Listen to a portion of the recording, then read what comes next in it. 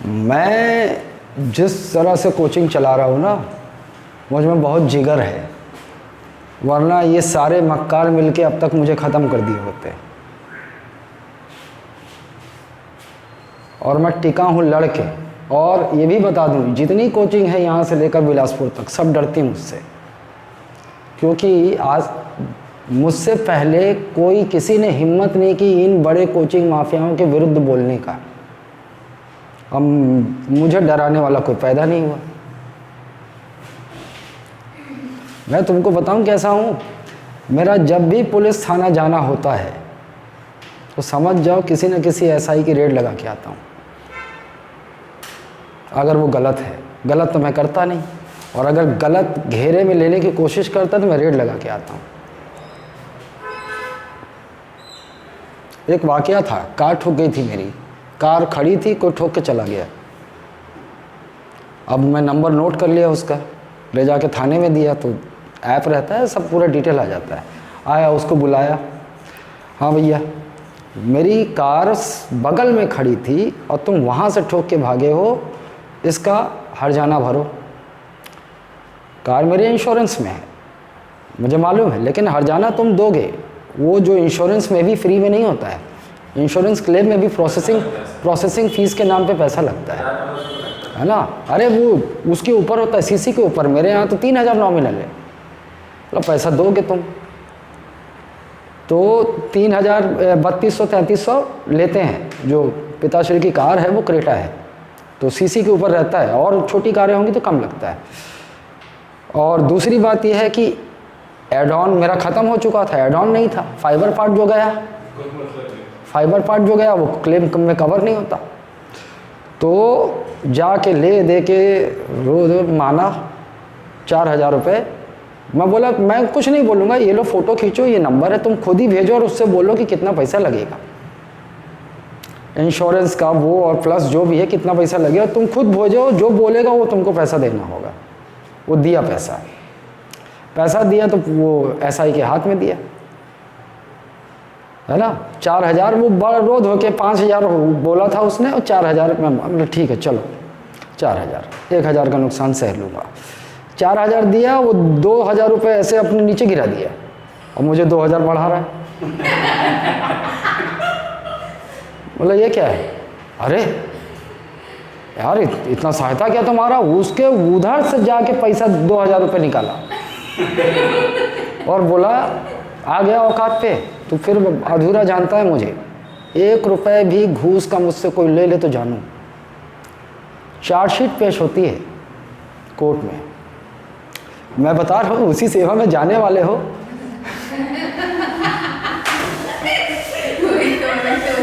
जब मेरे ऊपर एफआईआर दर्ज हुए थे, जब मुझे फंसाया गया था, तो चार्जशीट जब चालान पेश होता है तो एक कॉपी मिलनी होती है ना। हाँ, और वो कहा थे पैसा किसका पैसा? Photo copy. अबे तू क्या सोच रहा है मैं हथकड़ी पहना हूँ तो तेरे को क्या लग रहा है मैं चोर हूँ?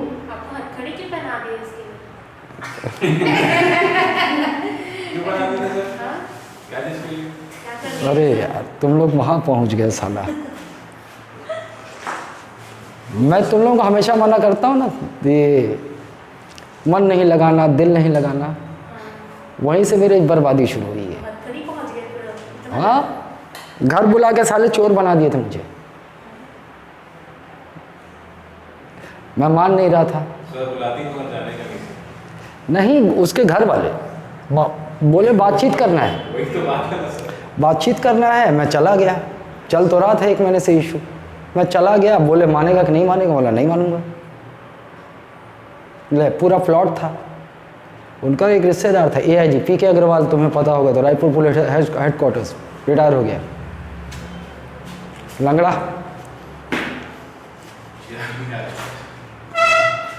वो व्यू रचना रचा था, पूरी तैयार थी पुलिस। अरे देखा 5 मिनट के अंदर वहाँ जीप आ गई और हम चोर बना दिए गए और हथकड़ी पकड़ के हमको ले जाया गया।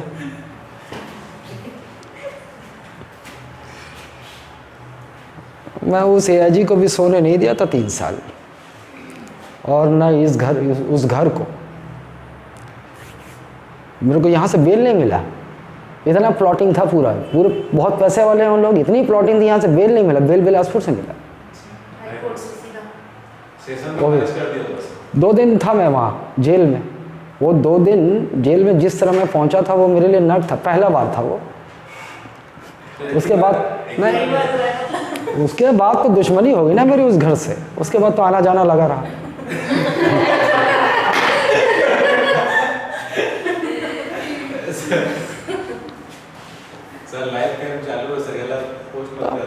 मेरी ज़िंदगी का पूरा चिट्ठा मैं कोई चीज़ नहीं छुपाता हूँ। फेसबुक मिल जाएगा तुमको, वीडियो में भी होगा कहीं ना कहीं। मैं इतना स्ट्रेट फॉरवर्ड आदमी हूँ कि मैं अपनी बुराई स्वयं कर सकता हूँ। नहीं देखा सर, मैं आपका वीडियो देखते रहता हूँ कि आप जो बोलते हो सर खड़ी बोलते हो, तरुण सागर महाराज।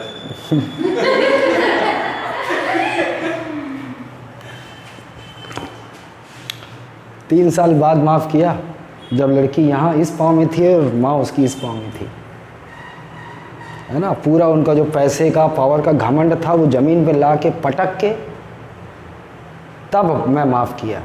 लेकिन तब तक मेरी ज़िंदगी उजड़ चुकी थी। 3 साल 3.5 साल वो साल शराब में डूब गया, अंदर बाहर होता रहा, इसी में चली गई ज़िंदगी। तो फिर वो पूछा भी रहा है वहाँ से कोर्ट से, एक ऐसा ही निकल रहा था, अरे साहब देखो फोटोकॉपी पैसा नहीं दे रहा, अरे दे इसको पैसा। वो मेरे को चमका रहा, दे इसको पैसा। तुम कौन हो, इसके रिश्तेदार हो? मुझे सिखाओगे? हथकड़ी पहना हो तो तुम लोग मेरे को कम आंक रहे हो सालो, अभी मैं घसीट दूंगा पूरा यही कोर्ट के अंदर।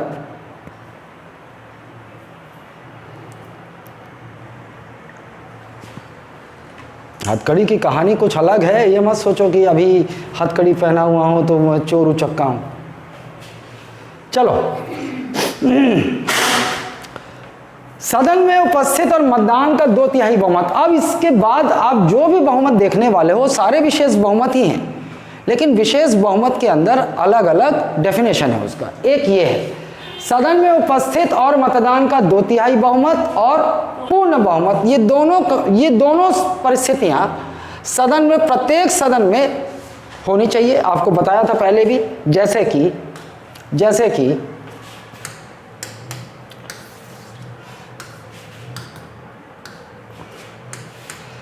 वो जो बहुमत आपने देखा उसकी आवश्यकता है। आई अपने हिसाब से कलर बदल रहा है। वो जो बहुमत है, मान लीजिए लोकसभा की बात करते हैं, लोकसभा में 543 टोटल मान लीजिए स्ट्रेंथ है। जिस दिन मतदान होना था उस दिन 500 लोग उपस्थित हुए और 500 लोगों में 480 लोगों ने वोटिंग की। ठीक, पहला बार अब वोटिंग की और रिजल्ट क्या है? रिजल्ट ये आया 280 लोगों ने पक्ष में मतदान किया है और बचे कितने? 200 लोगों ने विपक्ष में मतदान किया। ये रिजल्ट आ गया। अब अपन चेक करेंगे पहला कंडीशन क्या है? सदन में उपस्थित और मतदान का 2/3 बहुमत।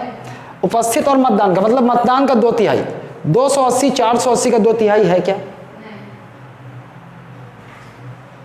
300 से ज्यादा होगा ना पगली?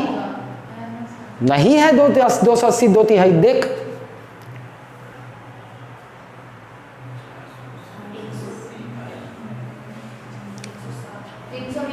हाँ 320 फेल हो गया। पहला ही कंडीशन, एक भी कंडीशन फेल हुआ तो उस सदन से वो पारित नहीं माना जाएगा। दूसरे कंडीशन को चेक करने की जरूरत ही नहीं। हालांकि दूसरा हो रहा है, पूर्ण बहुमत क्या है? कुल सीटों का 50% से अधिक पूर्ण बहुमत है, वो तो है, लेकिन एक नहीं हो रहा है तो विफल हो गया। लेकिन मान लो इसको कर देते हैं 300 और ये हुआ 180। अब क्रॉस चेक करो, 300 अभी भी नहीं है, 320।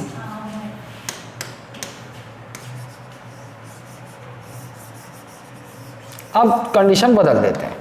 अब देखिए इसमें जो मतदान हुआ तो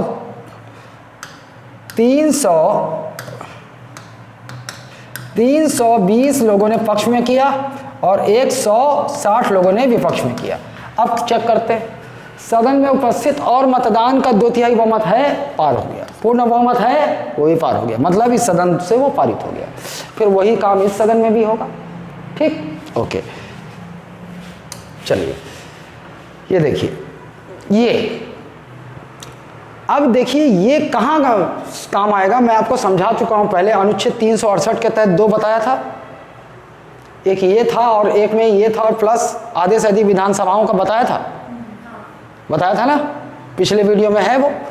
तो देखिए संविधान में संशोधन 3 प्रकार से होता है। संविधान में संशोधन 3 प्रकार से किया जा सकता है। संविधान संशोधन कल भी बताया था क्या, ये एक साधारण बहुमत से,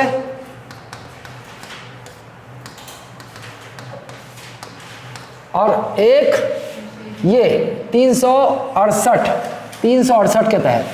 ठीक, 368 इसको क्या बोलेंगे, विशेष बहुमत कह रहे हैं अपन इसको, विशेष बहुमत। और विशेष बहुमत के तरफ 2, एक तो ए बी वाला और एक ए बी प्लस, ये सेम है, प्लस आधे से अधिक विधानसभाओं का, आधे से अधिक विधानसभाओं की स्वीकृति, विधानसभाओं की स्वीकृति। और वो स्वीकृति किस प्रकार से होगी, साधारण बहुमत से स्वीकृति, और ये होगी यहाँ पर साधारण बहुमत से। ये था, अभी हम ये देख रहे हैं। ठीक, ये समझ गए। कल बताया था अनुच्छेद 2 और 3 से संबंधित संविधान में संशोधन जो विधेयक होते हैं वो इस प्रकार के बहुमत से पारित होते हैं। अब हम फोकस यहाँ कर रहे हैं। ठीक, चलिए संविधान संशोधन हेतु 368 के तहत नोट, संविधान संशोधन विधेयक किसी भी सदन में प्रस्तुत किया जा सकता है। एक फैक्ट, जैसे साधारण विधेयक के बारे में आप क्या देखें, किसी भी सदन में प्रस्तुत किया जा सकता है। वित्त विधेयक के संबंध में क्या देखें आप, लोकसभा में ही प्रस्तुत किया जा सकता है, और ये भी साधारण विधेयक की तरह किसी भी सदन में प्रस्तुत किया जा सकता है। आइए, अब राज्यों के सहमति के में संविधान में कोई समय सीमा नहीं है, वो आप बाद में देखिएगा उसको ना। ये देखिए आप, वो जो ए बी वाला देखिए, एक तो संविधान संशोधन में लगता है और एक कहाँ लगेगा, इन चीज़ों में लगेगा। मतलब सर्वोच्च न्यायालय और उच्च न्यायालय के जो जज होते हैं, ये राज्यों की सहमति अरे 2 और 3 के लिए की है क्या सर? है 2 और 3 के लिए है क्या राज्यों की सहमति के संबंध में संविधान में कोई समस्या नहीं, वो यहाँ नहीं है, वो असल में उस 160 उसमें आएगा, 368 भी गलत जगह ये लाइन है, इसको ध्यान मत दो, समझ जाओगे भी। ये देखो ए बी वाला, सर्वोच्च न्यायालय और उच्च न्यायालय के जितने भी न्यायाधीश हैं उनको कौन हटाता है, राष्ट्रपति। उनको कौन हटाता है, राष्ट्रपति। लेकिन राष्ट्रपति अपनी मर्जी से हटाते हैं क्या, नहीं, संसद की, नहीं ना, यहाँ अलग हो गया, संसद की अनुशंसा पर। देखो बताता हूँ,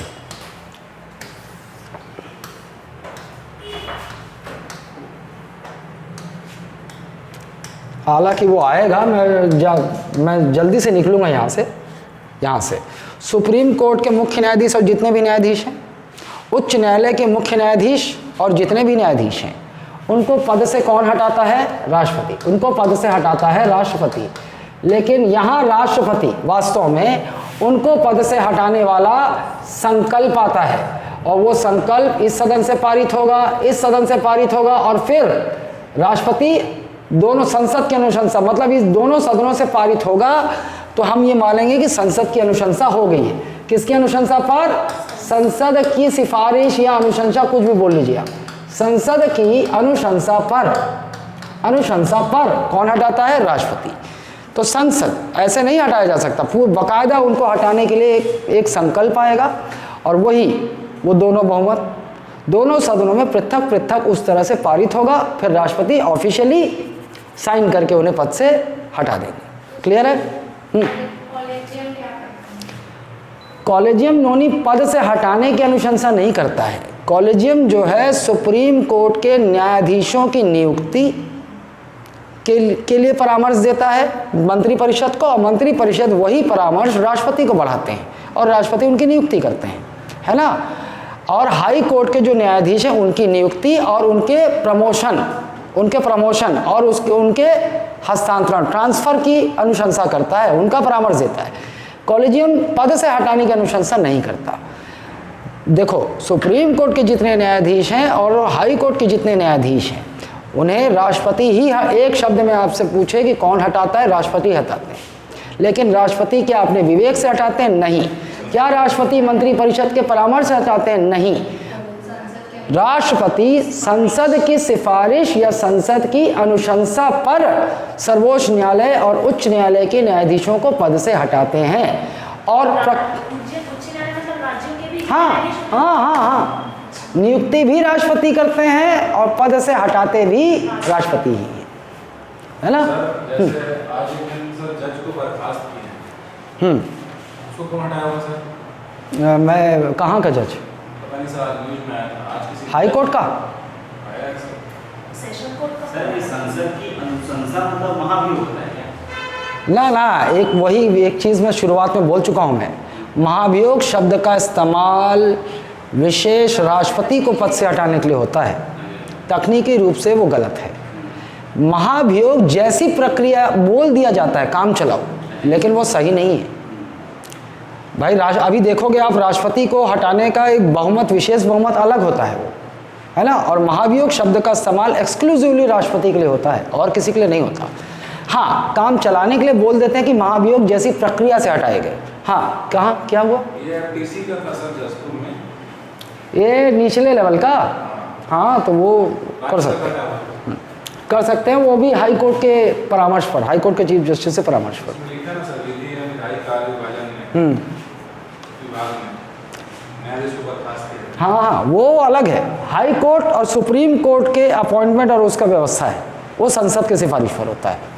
ठीक, आप कंफ्यूज हो सकते हो। आपको लगेगा कि हाई कोर्ट का जज है तो विधानसभा के परामर्श पर राज्यपाल करेंगे, लेकिन ऐसा यहाँ नहीं है। सुप्रीम कोर्ट हो, हाई कोर्ट हो, उनके सारे न्यायाधीशों को राष्ट्रपति ही नियुक्ति करते हैं और राष्ट्रपति ही पद से हटाते हैं। ठीक, नियुक्ति कॉलेजियम के परामर्श पर होती है ना। और अभी मत दिमाग लगाओ, भटक जाएंगे फिर मुद्दे से। अपन पढ़ेंगे ना, न्यायालय आएगा तो डिटेल बताऊंगा मैं। कॉलेजियम जो है सर्वोच्च न्यायालय के 5 सीनियर मोस्ट जजों की एक संस्था होती है ना। वही तय करती है कि भारत का अगला मुख्य न्यायाधीश कौन होगा, वही तय करती है कि कौन से जज को हाई कोर्ट में नियुक्ति होगी, कौन से जज को हाई कोर्ट से प्रमोट करके सुप्रीम कोर्ट में जज बनाएंगे, कौन से जज को इस हाई कोर्ट से उस हाई कोर्ट ट्रांसफ़र करेंगे। वो सारे परामर्श कॉलेजियम देती है। और कॉलेजियम जो परामर्श देता है वही विधि मंत्री, केंद्रीय विधि मंत्री, वही परामर्श है ना, वो राष्ट्रपति के पास पहुँचती है और राष्ट्रपति नियुक्ति करते हैं। वो डिटेल हम पढ़ेंगे जब आएगा, न्यायालय आएगा तब। ये अभी समझ गए?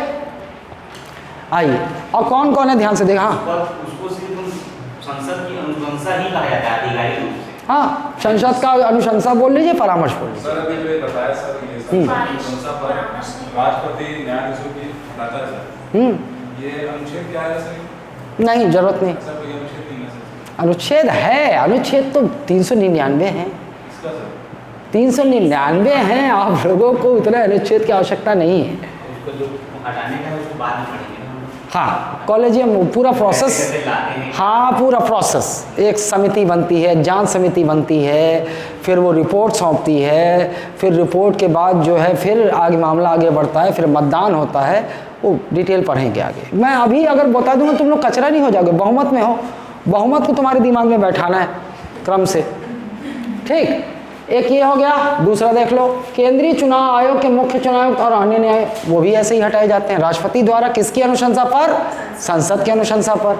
नियंत्रक एवं महालेखा परीक्षक, ये भी इसी तरह से हटाए जाते हैं, है ना। दोनों सदनों में राष्ट्रीय आपातकाल की स्वीकृति, ये अलग हो गया। ये 3 को पद से हटाना, ये 3 देख लिया है?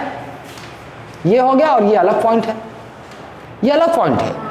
दोनों सदनों में राष्ट्रीय आपातकाल की स्वीकृति या अनुमोदन के लिए।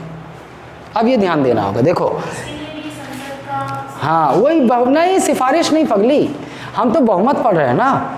मैं तो इसके आगे आपको बता दिया कि इनको पद से हटाने वाला संकल्प संसद के दोनों सदनों में उसी प्रकार के बहुमत से पारित होगा। मैं उसके आगे बता दिया आपको।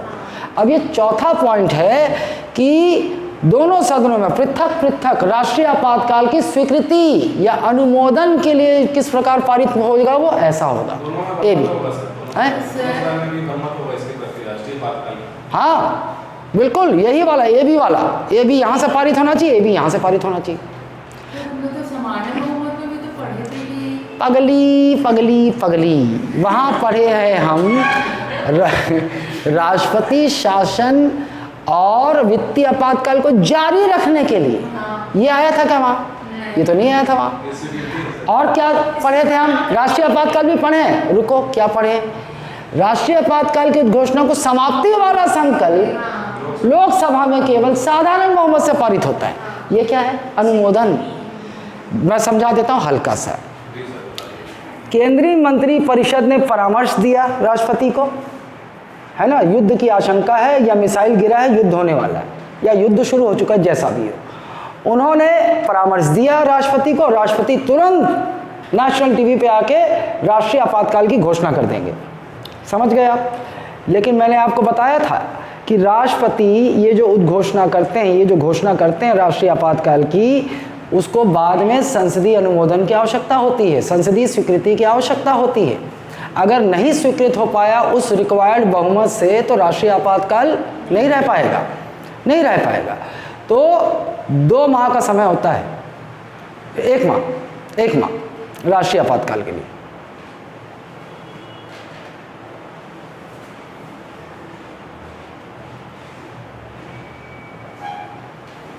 एक माह ठीक।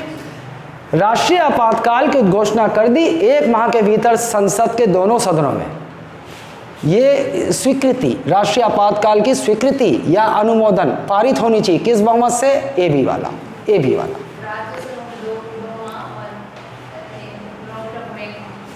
नहीं, ऐसा नहीं है, ऐसा नहीं है नोनी। जैसे साला तुम, मैं तेरे को पढ़ाया तो मेरे को सिखा रही नहीं, वो राष्ट्रपति शासन याद आ रहा है तुमको, है ना? हाँ, अरे 3 बार लग चुका है पगली। हमारे देश में अब तक 3 बार राष्ट्रीय आपातकाल लग चुका है। अरे 1961 में इंडो चाइना वॉर पहला राष्ट्रीय आपातकाल, है ना, वो खत्म होने ही वाला था, युद्ध खत्म ही हुआ, पाकिस्तान से भिड़ गए हम, वो एक पहला। दूसरा 1971 में फिर पाकिस्तान बांग्लादेश वाला मामला, वो दूसरी बार लगा। और ये आपातकाल ख़त्म भी नहीं हुआ था, इंदिरा गांधी ने सशस्त्र विद्रोह के आधार पर आंतरिक सशस्त्र विद्रोह ना, हाँ सशस्त्र विद्रोह के आधार पर जो है तीसरा आपातकाल लगवा दिया, आंतरिक अशांति। अब सशस्त्र विद्रोह है, अब वहाँ आने दो। ये सब में सामान्य बहुमत है, क्या बोले सर? ए बी है यार, ए बी वाला अपन कर रहे हैं ना, विशेष बहुमत वाला ए बी। ये सब में विशेष वाला कुछ बता रहे हैं, वो तो मैं तुम लोगों को और समझाने के लिए बता देता हूँ, ये डिटेल पढ़ेंगे हम लोग, डिटेल कखा गगा हाँ सब आएगा। सर राष्ट्रपति शासन और राष्ट्रीय आपातकाल का तो डिटेल नहीं पढ़ेगा सर, खाली सब पढ़ेंगे। सर एक रिक्वेस्ट है, जो आप पीएससी को नोट्स दिए हो प्रिंटेड, वो नोट्स, वही नोट्स तुमको मिल रहा है, चिंता मत करो। तो नहीं, मैं ये चाह रही थी कि कोई मुझे दे, मैं उसका कॉपी करा लूँ, क्योंकि घर में जाके लिखने में मेरे को दिक्कत हो रहा है। तो अगर मिल सकते हैं क्या, कॉपी करा के वापस कर दूँगी। जुगाड़ है कोई सस्ते में? हाँ, कोई जुगाड़ है? प्रिंट निकालूंगी तो एक प्रिंट का 5 सर, काम दे दीजिए सर। कॉपी कराऊंगी 2 रुपये लगेगा इसलिए बोल रही हूँ। वो तो सर लिखने में समझता है सर। हाँ सर, घर में दिन रात भर म्यूजिक संभालता हूँ सर, दिन भर काम करता हूँ। आप जो नोट्स है ना, वो एक साइड 1 रुपये, दूसरे साइड 2 रुपये, उस मूल्य में आप यहीं से निकलवा सकते हो, कहाँ से? यहीं से, साइंस क्लास के बाद में क्या होता है? यहीं से कोचिंग से। कोचिंग से? हाँ, तुमको नोट्स चाहिए, तुम वहाँ उसको रिसेप्शनिस्ट से ले लोगी और उसका मूल्य एक साइड का 1 रुपये के हिसाब से चुका सकती हो। सर मेरे पास सर कोई देगा तो मैं तुरंत कॉपी, पीडीएफ तो भेजता हूँ क्या? सर सुनो ना, नोट्स दे दीजिए ना, मैं यहीं से फोटोकॉपी करा दूंगी। सर प्रिंट ये निकालने में ज़्यादा टाइम लगता है, नहीं, ये बोल रहे हैं सर, सुनिए, फोटो कॉपी ही निकलेगा पगली, सर फोटोकॉपी मशीन ही है यहाँ। सर मैं आप ये नहीं समझे, मुझे नोट्स चाहिए। अब आप मेरे पास जितना भी पीडीएफ भेजे हो तुमको, मैं हाँ। एक एक सेंड करते जाऊंगी तब वो प्रिंट निकालेंगे। नहीं, ऐसा नहीं है, वही तो भेजी है। अच्छा वो भेजती तो? अच्छा मुझे लगा आप भेजती। चलो मैं बताऊंगा तुम्हें। सर सुनिए ना, इनका पूरा नोट्स है ना जो क्वालिटी का, मैं समझ एक गया। साथ कर दीजिए, जितना होगा ना हम लोग दे देंगे। हाँ, मतलब क्योंकि जितना पैसा होगा वो गिन के हाँ तो ठीक है, ऐसा कर सकते हो। हम दे देंगे। चलो उस, अरे साला क्लास तो पूरा होने दो, मैं सोचा था जिसको ख़त्म कर दूंगा। चलो नहीं नहीं कर देते हैं, अभी क्लास नहीं है ना। तो अभी क्लास नहीं है, मैं कब बोल रहा हूँ, मैं तो बोल रहा हूँ। देखो इतना समझ लिए, अभी आपको बहुमत पे फोकस करो। वो तो क्या होता है, एकदम से ब्लैंक ना चला जाए, तो मैं आपको हल्की फुल्की जानकारी दे देता हूँ, ऐसे होता है ना। आपको बहुमत पे फोकस करना, मतलब सदन में उपस्थित मतदान का 2/3 बहुमत, और पूर्ण बहुमत मतलब सदन की कुल सीटों का 50% से अधिक। इस प्रकार के बहुमत से पृथक पृथक कहाँ कहाँ जरूरत पड़ेगी। एक तो इन तीनों को पद से हटाने के लिए, कौन हटाएगा, राष्ट्रपति हटाएंगे, लेकिन संसद की अनुशंसा पर, और संसद की वो अनुशंसा मतलब उनको हटा, पदच्युत वाला संकल्प संसद के दोनों सदनों में उसी प्रकार के बहुमत से पारित होगा। फिर तीसरा, दोनों सदनों में राष्ट्रीय आपातकाल की अनुमोदन के लिए ये जो संकल्प होगा ये इसी प्रकार के बहुमत से स्वीकृत होना चाहिए। ठीक, हालांकि हाँ विशेष बहुमत ए बी वाला, हालांकि राष्ट्रीय आपातकाल की समाप्ति वाला संकल्प वो केवल लोकसभा में साधारण बहुमत से पारित होगा तो समाप्त किया जा सकता है, उसके लिए राज्यसभा की आवश्यकता नहीं होती। क्लियर है? आइए, अनुच्छेद 169 के तहत विधान परिषद के निर्माण अथवा समाप्ति हेतु संबंधित विधानसभा में संकल्प पारित करने हेतु, याद है आपको, विधानसभा में यही वाला बहुमत तो चाहिए था, है ना। विधान परिषद के निर्माण एवं समाप्ति के लिए संसद में साधारण बहुमत और विधानसभा में यही वाला बहुमत चाहिए था। मौलिक अधिकार और डीपीएसपी को संशोधित करने हेतु एक और संविधान संशोधन कुछ हिस्से इस प्रकार से हो सकते हैं। हाँ, राज्य के नीति निदेशक तत्व, भाग 4 शॉर्ट में लिखा हुआ है, हालांकि भाग 4 पढ़ोगे तब तक जान जाओगे ये क्या होता है। ठीक, मौलिक अधिकार मतलब भाग 3, डीपीएसपी यानी कि राज्य के नीति निदेशक तत्व भाग 4, अगर इनमें कोई संसद कोई संशोधन करना चाहती है तो संसद के दोनों सदनों में इसी प्रकार के बहुमत से वो संविधान संशोधन विधेयक पारित होना चाहिए। कोई शंका है? क्लियर है? आइए ये देख लीजिए, ये डिब्बा है। अब देखिए ये अलग आ गया सी, ये दूसरे प्रकार का बहुमत। क्या बोल रहा है? सदन की कुल सदस्य संख्या का 2/3। अभी तक क्या देखे आप? सदन में उपस्थित और मतदान का 2/3 बहुमत देखे ना। ये क्या बोल रहा है? सदन की कुल सदस्य संख्या के 2/3, एक ही जगह चाहिए, एक ही जगह चाहिए ये बहुमत राष्ट्रपति को पद से हटाने के लिए। कुल सदस्य संख्या मतलब 543 कितने उपस्थित हैं, कितने ने मतदान किया, कितने ने नहीं किया, उससे कोई मतलब नहीं। जो रिजल्ट आएगा ना मतदान का वो कुल सीटों का 2/3 होना चाहिए। समझ गए? हाँ, मान लीजिए कि 543 लोकसभा में है और उस दिन 200 लोग एब्सेंट हो गए। कितने आए? 343।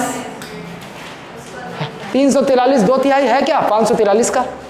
अगर मान लो सारे 343 लोगों ने महाभियोग के पक्ष में मतदान कर दिया है तो भी आप 543 का 343 2/3 है क्या? नहीं है, नहीं हो पाएगा। महाभियोग वाला संकल्प पारित नहीं हो पाएगा, राष्ट्रपति पद से नहीं हटाए जाएंगे। समझ गए आप? कोई मतलब नहीं उससे उपस्थित कितने हैं, कितनों ने मतदान किया। जो भी मतदान का रिजल्ट आएगा वो सदन की कुल सीटों का 2/3 होना चाहिए और एक ही जगह चाहिए, राष्ट्रपति के महाभियोग में। ठीक, इस राष्ट्रपति को सोचो हटाने की प्रक्रिया को कितना मुश्किल बनाया गया है। नहीं, अगर ऐसा नहीं बनाया गया होता तो राष्ट्रपति मान लो जो मौजूदा सरकार है प्रधानमंत्री का सुन नहीं रहा है, मान लो कोई अनैतिक कार्य करवाना चाहता है राष्ट्रपति से, या राष्ट्रपति को चाहता है कि फेवर मुझे नहीं कर रहा है, तो षड्यंत्र रच सकते थे राष्ट्रपति को पद से हटाने के लिए, है ना। तो इसीलिए इतना मुश्किल बनाया गया है राष्ट्रपति के महाभियोग को पारित करने के लिए। ठीक है, उसके बाद देखिए, अब ये अगला वाला, विशेष बहुमत और आधे से अधिक राज्यों मतलब राज्य विधानसभा में सामान्य बहुमत की सहमति, ये भी आपको बता चुका हूँ। ये विशेष बहुमत कौन सा वाला? ए बी वाला। कौन सा वाला? ए बी वाला। ये विशेष बहुमत ए और बी वाला संसद में, बताया था आपको, संसद में पहले पारित होना चाहिए, उसके बाद वही संविधान संशोधन विधेयक किसको भेजा जाएगा? राज्यों को भेजा जाएगा।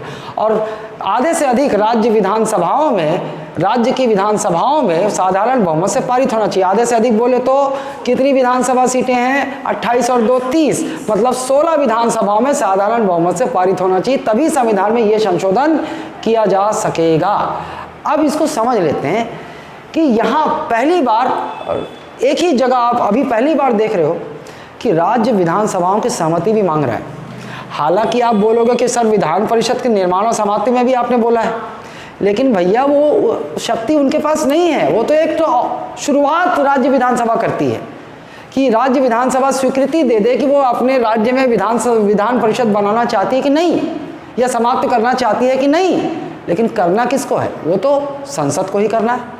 लेकिन यहाँ पर आधे से अधिक राज्य विधानसभाएं यदि इस संविधान संशोधन को साधारण बहुमत से पारित नहीं करेंगी तो संविधान में वो संशोधन नहीं हो पाएगा।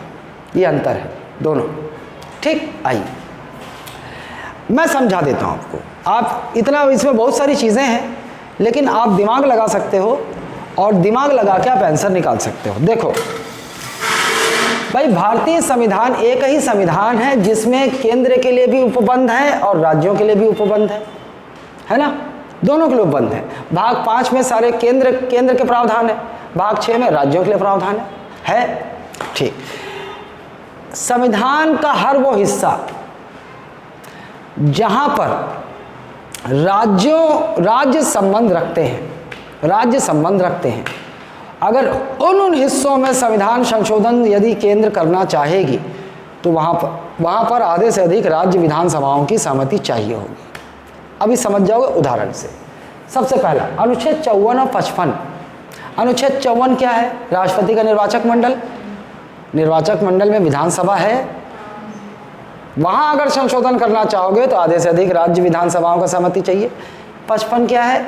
राष्ट्रपति की चुनाव पद्धति भी तो वही है ना, एकल समय अनुपातिक प्रतिनिधित्व, राज्यों का भी प्रतिनिधित्व होगा समान अनुपात में, संबंध है। इसलिए वहाँ भी यदि संशोधन करना चाहेगी केंद्र तो ये राज्यों की आवश्यकता पड़ेगी। फिर देख रहे राष्ट्रपति के निर्वाचन मंडल और चुनाव पद्धति में संशोधन, वही डिटेल लिख दिया। इधर आ जाओ, संसद में विशेष बहुमत और आधे से अधिक राज्य विधानसभा, मतलब 29 नहीं है, ये 30 है। अभी वर्तमान स्थिति में कितना है? 30। विधानसभा में सामान्य बहुमत से। देखो अनुच्छेद 73 और 162।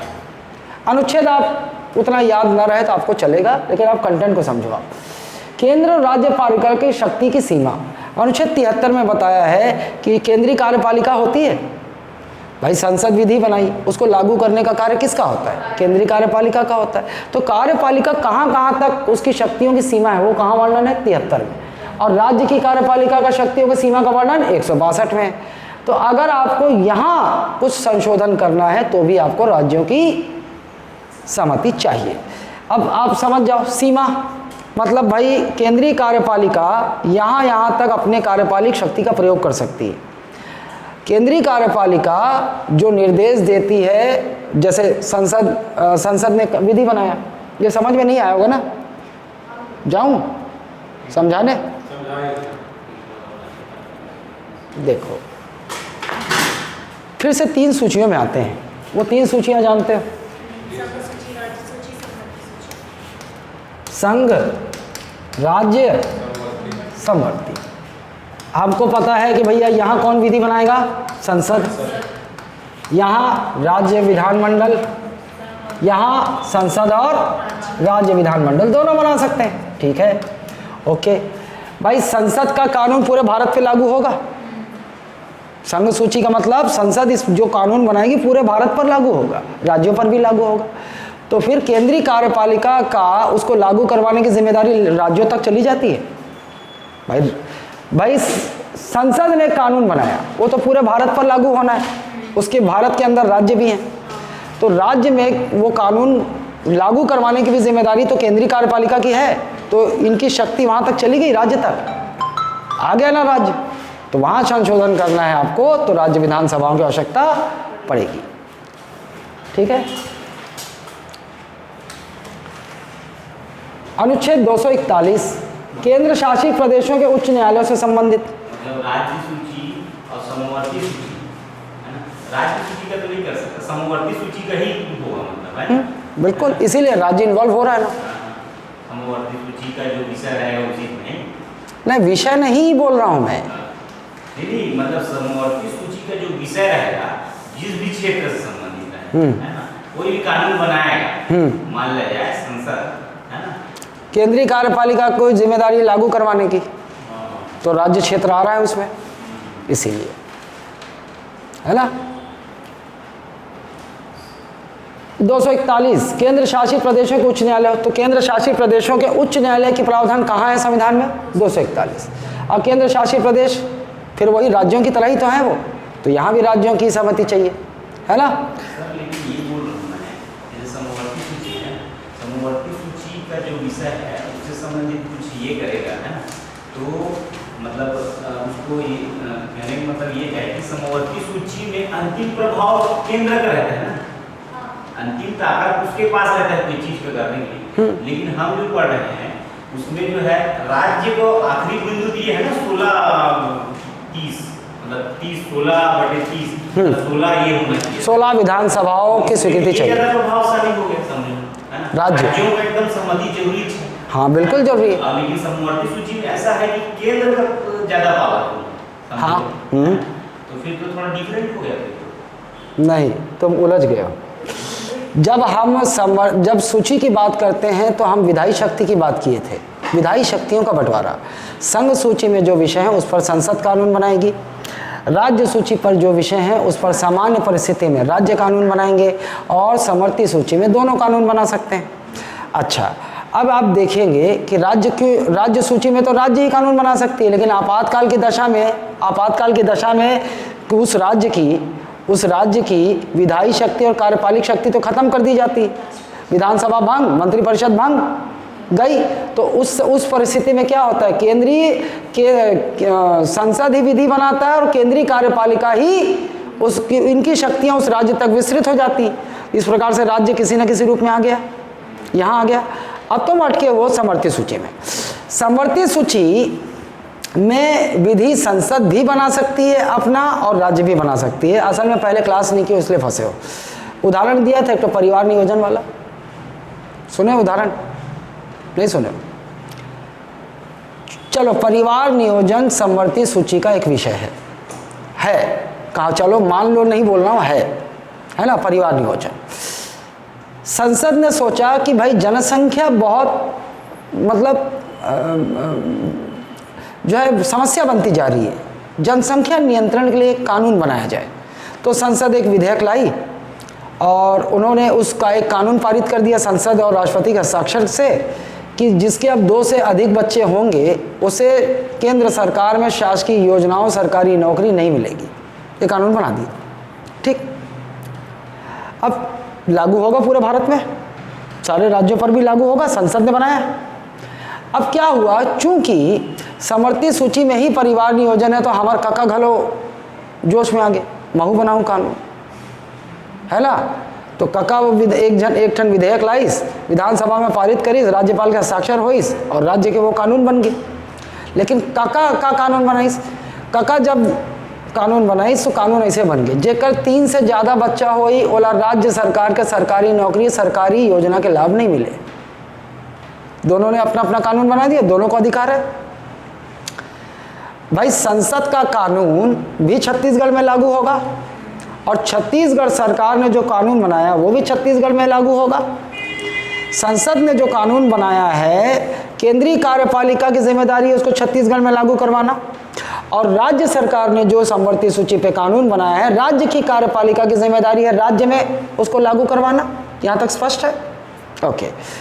लेकिन अब दोनों में हो गया झगड़ा, दोनों कानून विरोधाभासी हो गए। कैसे?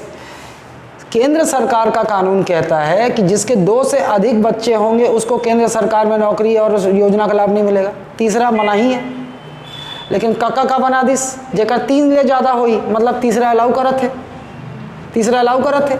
अब भाई संसद ने जो विधि बनाई है वो तो पूरे देश पर लागू होगा, छत्तीसगढ़ पर भी लागू होगा, और छत्तीसगढ़ ने जो कानून बनाया केवल छत्तीसगढ़ में लागू होगा। अब भाई दोनों कानून एक ही विषय पर हैं तो दोनों में झगड़ा है, और झगड़ा जब होगा तो जीतेगा कौन?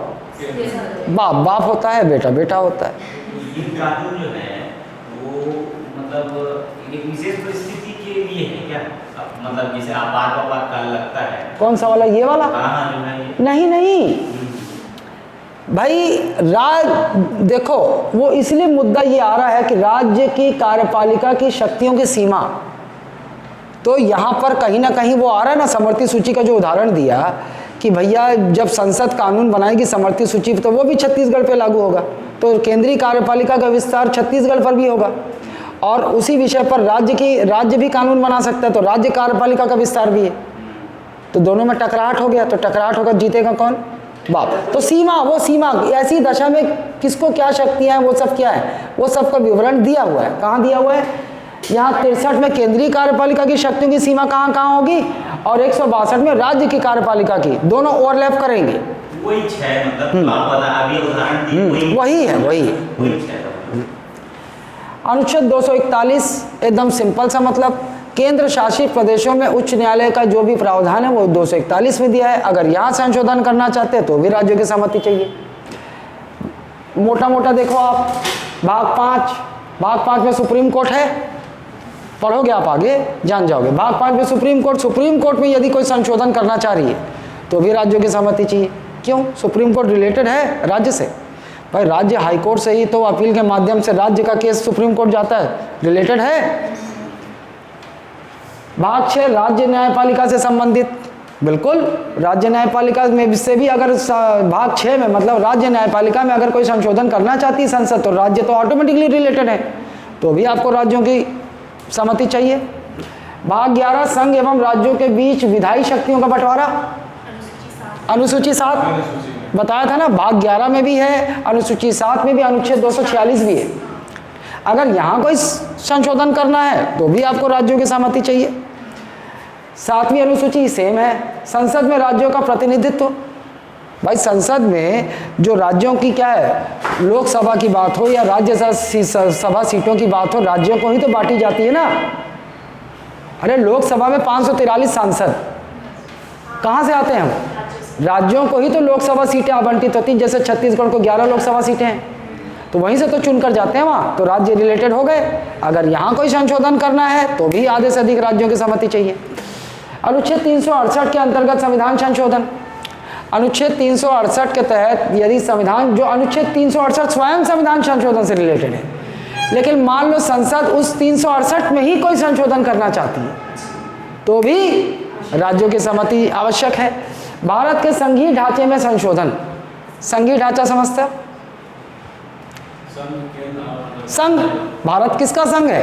एकदम सामान्य शब्दों में समझो, भारत एक संघ है। किसका है? राज्य आ गए। अगर उस संघीय ढांचे में भी संशोधन करना है जहां केंद्र और राज्य दोनों संबंधित है तो भी आपको राज्यों की सहमति चाहिए। आपको आसान नहीं लगा ये? नहीं, ऐसे मत सोचो उसको। संघीय ढांचा आप ऐसे सोचो कि देखो भारत, एक उदाहरण देता हूं, भारत विनाशी राज्यों का एक अविनाशी संघ है। इस लाइन को कभी सुने हो? भारत विनाशी राज्यों का एक अविनाशी संघ है। राज्यों का विनाश हो सकता है ना, राज्य देखो एमपी को काट दिए, विनाश कर दिए, एक नया राज्य बना दिया, तो राज्य विनाशी हो सकते हैं। राज्यों का विनाश करके एक नया राज्य बना रहे हैं ना। अविनाशी संघ बोले तो संघ नहीं, संघ से बाहर जाने की इजाजत किसी राज्य को नहीं है। संघीय ढांचा हो गया जिसमें राज्य और केंद्र दोनों इंटैक्ट हैं। अगर मान लीजिए कोई भी संविधान में ऐसा कोई फीचर हो, समझ जाए होलिस्टिक है, ऐसा भी पूछ सकता आपको, लेकिन ये वही जहाँ केंद्र और राज्य दोनों का संबंध स्थापित हो, वो संघीय ढांचा है, और वहाँ पे अगर आपको संशोधन करना है तो आपको राज्यों की सहमति चाहिए। क्लियर है? बहुत टफ है, कहाँ टफ है? विशेष हाँ अच्छा, ये संशोधन विशेष बहुमत भी चाहिए, वादे बिल्कुल बिल्कुल, इसीलिए ऐसा बनाया गया है कि जहाँ भी राज्यों का संबंध है संसद वहाँ अपनी मनमानी ना कर सके, इसीलिए आधे से अधिक राज्यों की सहमति आवश्यक है। समझ गए? तो राज्यों की सहमति के संबंध में एक देखो, वो पॉइंट वहाँ गलती से चला गया है। ये देखो, यहाँ पर राज्यों को भेजा जाता है, और राज्यों को किस प्रकार के बहुमत से उसे पारित करना है? साधारण बहुमत से। एक खेल यहाँ भी है, राज्यों के सहमति के संबंध में संविधान में कोई समय सीमा नहीं रखी गई है। राज्यों को भेजा ना, तो राज्य उस पर कुछ कर ही नहीं रहे, है ना। उधर से बोला था, उधर से केंद्र सरकार मोदी नहीं बोल सके, अबे काबर नहीं करा था, माहौल संविधान पता है, राज्य में ते भेजे है, और राज्य ला कितना समय में इला स्वीकृत करके देना है, कोनो समय सीमा नहीं है, नहीं करो जा, पड़ा रहेगा। मतलब उनको अगर मान लो 4 राज्यों के भेजे और 4 राज्य उसको लेके बैठ गए, कुछ नहीं कर रहे अपने राज्य में, तो संसद तो संविधान में वो संशोधन कर नहीं पाएगी, है ना। तो फिर उनको छोड़ के बाकी 16 विधानसभा में उनको स्वीकृति चाहिए होगी, तभी संशोधन कर पाएंगे। समझ गए हो, है ना। अगर इन सब से रिलेटेड संविधान संशोधन संसद विशेष बहुमत अ से अपने दोनों सदनों में पारित कर दे, फिर राज्यों को भेजा जाए, और राज्य उसको कितने समय सीमा की अवधि में उन्हें स्वीकृति देनी है, इसका समय सीमा संविधान में नहीं है। इसलिए राज्य जाहिर सी बात है, नॉन बीजेपी गवर्नमेंट जिन राज्यों में होगी वो खेल करेगी, है ना। या तो सीधा सीधा उसे तुरंत वोटिंग करवा के विफल कर देगी, या फिर क्या करेगी, नहीं करते कुछ, ना पास करेंगे ना रखेंगे। राज्य सबसे मतलब राज्य बहुत प्रभाव मतलब ताकतवर है इस मामले में, जहाँ भी संविधान में संघीय ढांचा है, जहाँ नहीं देखो, एक ही स्थिति में, वो एक ही परिस्थिति में बोलेंगे कि जहाँ राज्यों को भी संविधान ने शक्ति दी हुई है संविधान संशोधन के विषय में। हालांकि संविधान संशोधन विधेयक राज्यों में नहीं आ सकता, राज्यों को अधिकार नहीं है संविधान में संशोधन करने का। यहाँ पर जो राज्य है उनकी संविधान के कुछ हिस्सों में संशोधन में भूमिका मात्र है, और उनकी भूमिका इतनी तगड़ी है कि यदि वो साधारण बहुमत से पारित ना करें आधे से अधिक राज्य, तो संविधान में संशोधन किया ही नहीं जा सकता, संसद कर ही नहीं पाएगी। क्यों? क्योंकि ये उन सारे विषयों में संविधान में संशोधन करने की ये विशेष प्रक्रिया बनाई गई है अनुच्छेद 368 के तहत। जो भी संघीय ढांचे हैं, जहाँ भी राज्यों का हित किसी न किसी मामले में जुड़ा हुआ है, तो यहाँ पर राज्यों को भी संविधान ने शक्ति दी हुई है कि भैया यदि आपका संबंध, राज्यों का संबंध है संविधान में जिन हिस्सों से, वहाँ पर संसद अपनी मनमानी नहीं कर पाएगी, वहाँ आधे से अधिक राज्य की विधानसभाओं की स्वीकृति आवश्यक है। क्लियर है? ये बहुत इंपॉर्टेंट है। अगर आपने पेपर दिए होंगे तो आप देखेंगे कि यहाँ से बहुत क्वेश्चन आते हैं और ये फंसाता है, लेकिन इस पे अच्छा कार्य एक बार कर लिया तो बहुत क्लियर रहेगा आपका। तो कल आपका टेस्ट का सिलेबस यहीं तक है। सर सुबह क्यों रख दिए सर? सुबह ही टेस्ट हो, सुबह निपटा के आराम करेगी कि रात में परीक्षा? वाह, अभी तक तो तैयारी हो जाना चाहिए। तुमको रोज क्लास के साथ चलना है, ऐसा ही बनना है अगर तो क्लास के साथ ही चलना पड़ेगा। इसका कुछ करो ना सर, लिखने वाला आज ही ले लूं क्या मैं? वो चली गई वो 5:30 बजे चली जाती है ना। कल नहीं आती हो, मंडे को जरूर मिल जाएगा तुम लोगों को जो चाहिए होगा ना। मुझे पूरा एक ही बार पूरा ना, ठीक है, पूरा चाहिए, सारे विषय पॉलिटी बस। क्या करोगे, वहाँ निकलवा सकते हो आप, है ना। आप पीडीएफ को तो डलता है, पीडीएफ डलेगा, निकलवाते जाना। तुम्हें चाहिए हार्ड कॉपी, यहाँ से तुम्हें नोट्स मैं बोल दूंगा, चाहिए हो एक संविधान का जितना भी बना हुआ चाहिए होगा उसका मूल्य आप आगे पीछे करके दे देना। मुझे पूरा चाहिए, सिर्फ संविधान नहीं। हाँ पगली, तो जैसे से पढ़ाता जाऊंगा सब देता चला जाऊंगा। एक एक करके जो नहीं सर, सब पूरा एक बार विषय ऐसे- अरे संविधान जैसे पढ़ा रहा हो तो संविधान मिल जाएगा तुमको पूरा। वो सभी विषय का बोल रही हूँ। हाँ, वही तो बोल रही हूँ। हाँ एक बार में दे दो ताकि मैं बस बैठ के बस हाँ ये वहाँ पे ये भी ऐसा लगे। हाँ मैं समझ गया, तुमको लिखना नहीं है। हाँ मुझे बिल्कुल पेन नहीं चलाना हैं? हो गया ना?